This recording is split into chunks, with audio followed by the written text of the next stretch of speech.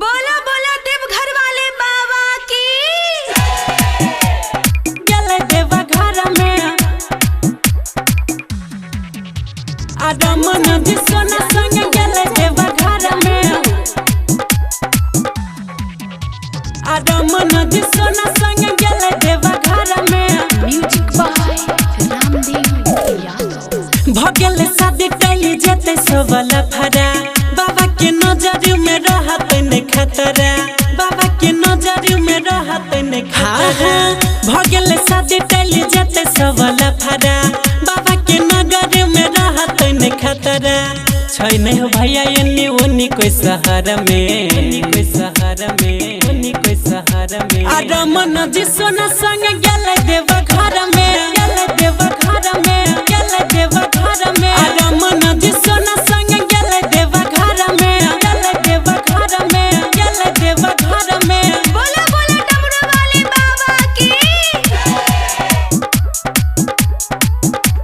आदमन जी सोना संग गले देवा घर में। MR recording studio.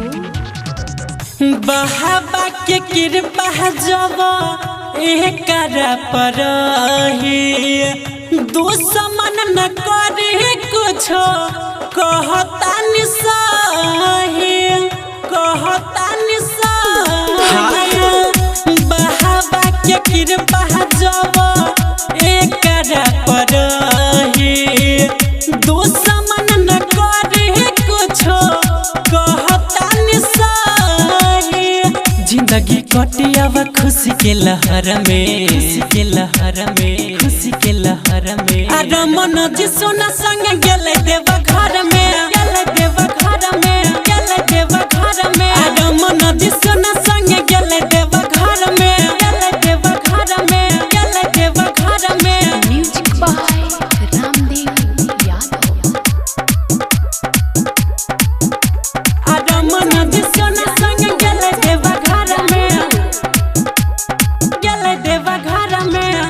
Ramdev Yadav कहे बाबा के नाम हो बन जाई भैया तोहर बिगड़ल काम हो बिगड़ल काम हो। रामदेव यादव कहे बाबा के नाम हो बन जाई भैया सब बिगड़ल काम हो। राइटर रमेश जी भी बाटे ओकरा जर में बाटे ओकरा जर में बाटे ओकरा जर में। आदमन जी सोना संग गले देवा घर में गले देवा घर में गले देवा घर में। सोना के दामन जी ले गले देव घर में गले देवा घर में गले देवा घर में। भगल शादी कैली जते सोवल फरा बाबा के नजर में रहत न खतरा बाबा के नजर में रहत न खतरा। भगल शादी कैली जते सोवल फरा बाबा के नजर में रहत न खतरा।